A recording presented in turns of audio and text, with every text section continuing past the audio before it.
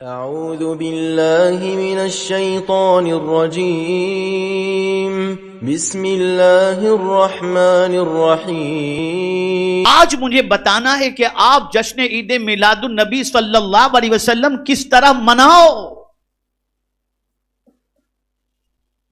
سرکار صلی اللہ علیہ وسلم جب فرش گیتی پر تشریف لائے، ولادت ہوئی تو ابو لہب نے سویبہ کو آزاد کیا۔ ابو لہب کون تھا؟ حضور کا چچا۔ اسے اطلاع دی گئی کہ تمہارے بھائی عبداللہ کے گھر محمد نام کے بیٹے کا جنم ہوا ہے۔ ابو لہب نے جس لونڈی نے خبر دی تھی اسے آزاد کر دیا۔ ابو لہب کے مرنے کے بعد حضرت عباس رضی اللہ تعالیٰ عنہ نے خواب میں دیکھا ابو لہب کو، جس کی مذمت میں اتنا بڑا وہ کافر تھا جس کی کوئی انتہا نہیں تھا، حضور کا چچا، لیکن اتنا بڑا کافر تھا کہ اس کی مذمت میں پوری سورت قرآن شریف میں نازل ہوئی۔ لیکن ابو لہب کے بھائی حضرت عباس رضی اللہ تعالیٰ عنہ نے جب خواب میں دیکھا تو ابو لہب کو برے حال میں دیکھا، پوچھا کیا حال ہے؟ کہا تم لوگوں سے بکھر کر جدا ہو کر کوئی اچھی حالت میں نہیں، البتہ مجھے پیر کے دن عذاب کے اندر راحت دی جاتی ہے، اس لیے کہ محمد کی خوشی میں میں نے سویبہ کو آزاد کر دیا۔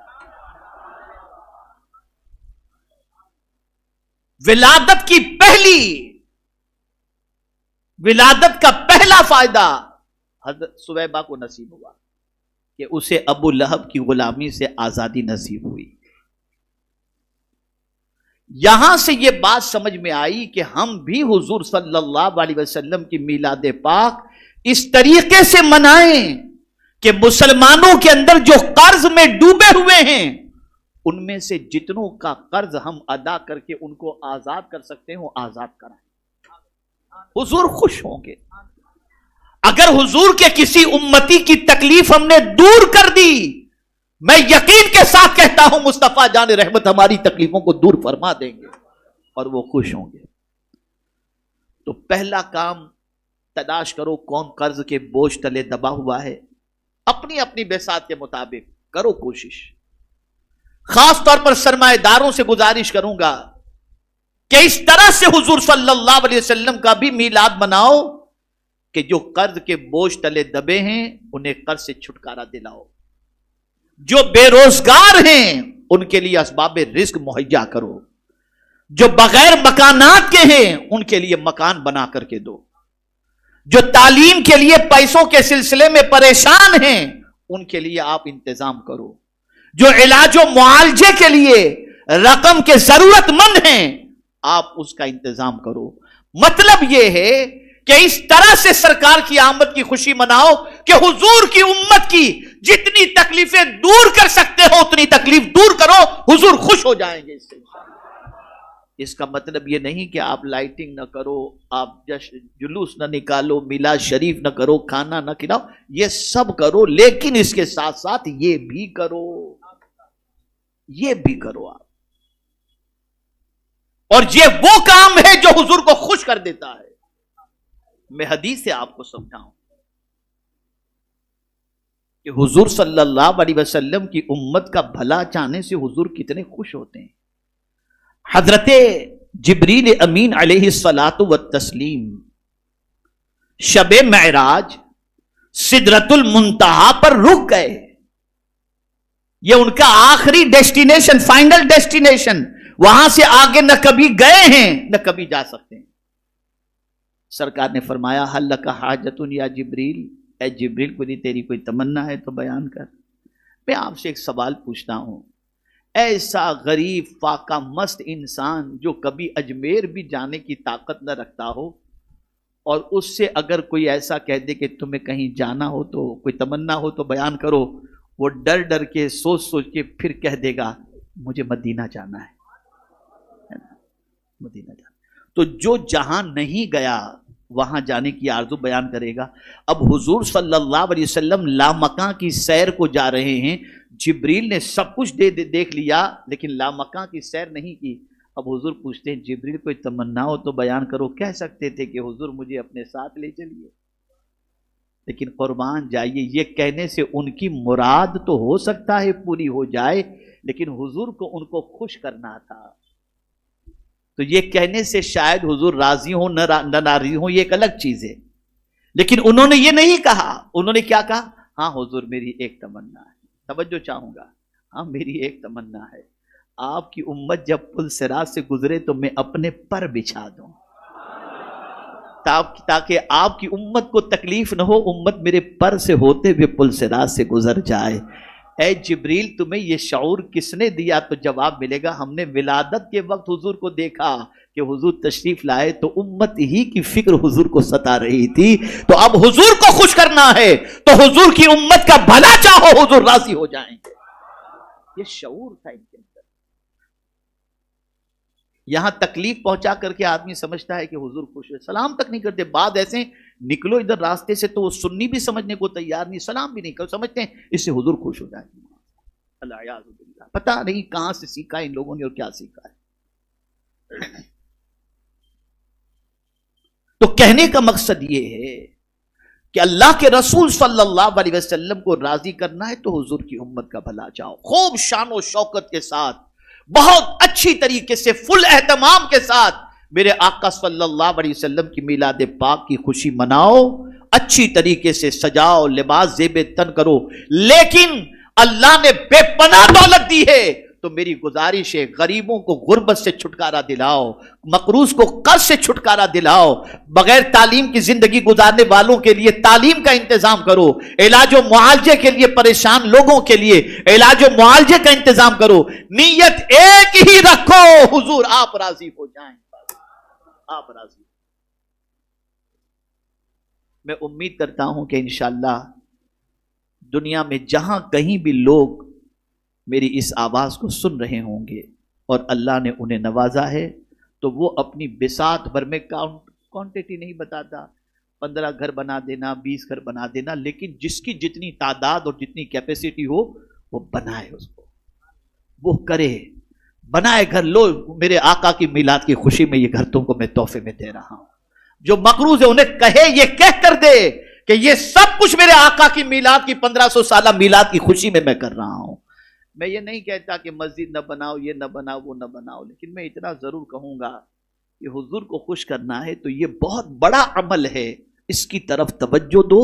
اور یہ بھی نہیں کہتا کہ آپ پیسہ سنی دعوت اسلامی کو دو، سنی دعوت اسلامی گھر بنائے گی، نہیں، میں آپ سے کہتا ہوں آپ خود اپنا گروپ بناؤ اور اپنے اعتبار سے آپ پورے گروپ والے مل کر کے کام کرو۔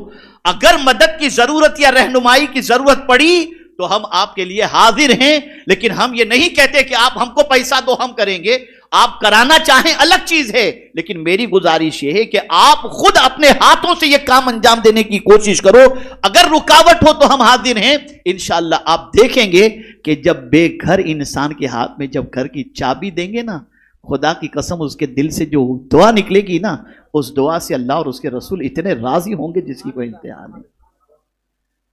جو قرض کے بوجھ تلے رات و دن سو نہیں پا رہا اور خودکشی کے دروازے تک پہنچ چکا ہے، جب اس کے قرض کا ذمہ آپ اپنے سر لے لیں گے اور اس کا قرض ادا کر دیں گے اور تاکید کر دیں گے کہ آئندہ یہ چکر میں نہ پڑنا، آپ دیکھیں جب وہ جائے گا اور جس رات وہ سکون سے سوئے گا، حضور صلی اللہ علیہ وسلم کے صدقے میں اللہ آپ کو سکون کی دولت سے مالا مال فرما دے گا۔ یہ سب کام کریں۔ اللہ عز و جل آقا کریم رؤوف الرحیم علیہ التحیۃ والتسلیم کے صدق و طفیل مجھے آپ کو سب کو 1500 سالہ جشن میلاد مصطفیٰ صلی اللہ علیہ وسلم شریعت کے حدود میں رہتے ہوئے قرآن و سنت کی روشنی میں اللہ کے رسول صلی اللہ علیہ وسلم کی تعلیمات پر عمل کرتے ہوئے ہمیں منانے کی توفیق عطا فرمائے، اور میرے پیارے آقا صلی اللہ علیہ وسلم کے پیارے دیوانوں، گلدستہ سیرت النبی صلی اللہ علیہ وسلم کے ذریعے جو انعامی مقابلے میں حصہ لینا چاہتے ہیں، یہ بڑی خوشی ہے کہ الحمدللہ ہزاروں کی تعداد میں لوگوں نے کتابیں لی ہیں اور مزید کتاب کی ڈیمانڈ کی وجہ سے مزید کتابیں چھپائی جا رہی ہیں، اور اسی کے ساتھ ساتھ الحمدللہ رب العالمین لوگ دلچسپی کے ساتھ اس کے مطالعے کو شروع کر چکے ہیں۔ مجھے بڑی مسرت ہو رہی ہے کہ الحمدللہ جو کبھی حضور کی زندگی نہیں پڑھتے تھے اب صبح و شام حضور کی زندگی پڑھ رہے ہیں، صبح و شام حضور کی زندگی۔ اس سے بڑھ کر ذرا پڑھو میرے آقا کو، خدا کی قسم میرے آقا جیسا کوئی ہے ہی نہیں، ہے ہی نہیں، ان کے جیسا کوئی نہیں۔ پڑھو، بس ایک آخری بات عرض کر دوں، حضرت صہیب رومی رضی اللہ تعالی عنہ جلیل القدر صحابی، بہترین تاجر تھے،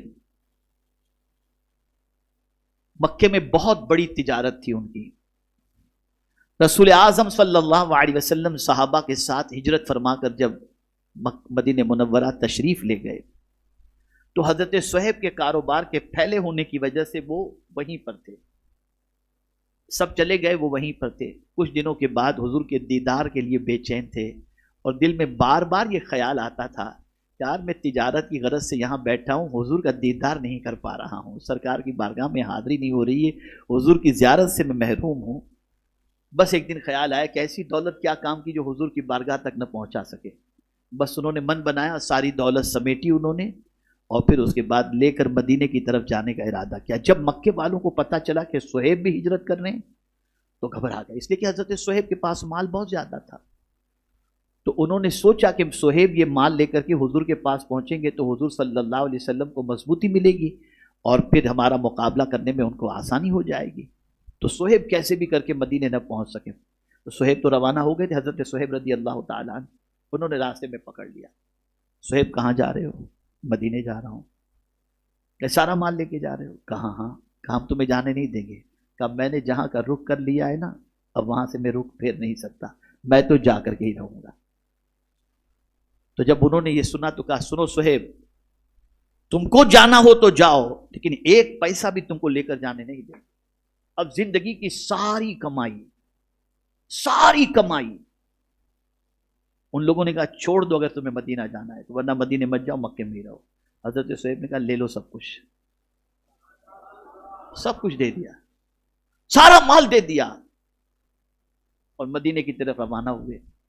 سرکار صلی اللہ علیہ وسلم نے دور سے کسی سواری کی وجہ سے گرد و غبار کو اٹھتے ہوئے دیکھا، آتے ہوئے دیکھا، تو سرکار نے دیکھا کہ حضرت صہیب تشریف لا رہے ہیں، تو سرکار کا تاریخی جملہ تھا، ربح یا صہیب، ربح یا صہیب، ربح یا صہیب، اے صہیب تم نے بہت نفع کمایا، اے صہیب تم نے بہت نفع کمایا، اے صہیب تم نے بہت نفع کمایا۔ کیا مطلب؟ میرے دیدار کی خاطر تم نے اپنا سارا مال قربان کر کے تم گھاٹے میں نہیں، تم نے بہت نفع کمایا ہے، بہت نفع۔ خدا کی قسم پڑھو یہ سب چیزیں، تب پتہ چلے گا کہ حضور کیا ہیں۔ پڑھو، بے انتہا محبت کرو میرے آقا صلی اللہ علیہ وسلم سے، ان سے بہتر کوئی ہے ہی نہیں۔ وہ تو ایسے ہیں کہ امتی کے پیر میں کانٹا بھی چبھ جائے تو وہ بے چین ہو جاتے ہیں۔ تو میرے پیارے آقا صلی اللہ علیہ وسلم کے پیارے دیوانوں، ہم نے یہ پروگرام کمپٹیشن کا رکھا ہی اس لیے تاکہ لوگ زیادہ سے زیادہ حضور کو پڑھیں۔ مجھے آج ایک قطر سے فون آیا، میسج آیا کہ میں رہنے والا اندھیری کا ہوں، لیکن آپ نے کنڈیشن رکھی ہے کہ بامبے ہی اور قرب و جوار کے، لیکن میں ہوں اندھیری ہی کا رہنے والا، اب یہاں کسی کام سے آیا ہوا ہوں، تو کیا میں اس میں پارٹیسپیٹ ہو سکتا ہوں؟ اس لیے کہ میں نے کتاب تو منگوا لی ہے۔ مجھے اتنی خوشی ہوئی کہ اس کتاب کو پڑھ کر کے پارٹیسپیٹ ہونے کے لیے آدمی کہاں کہاں سے رابطہ کر رہے ہیں۔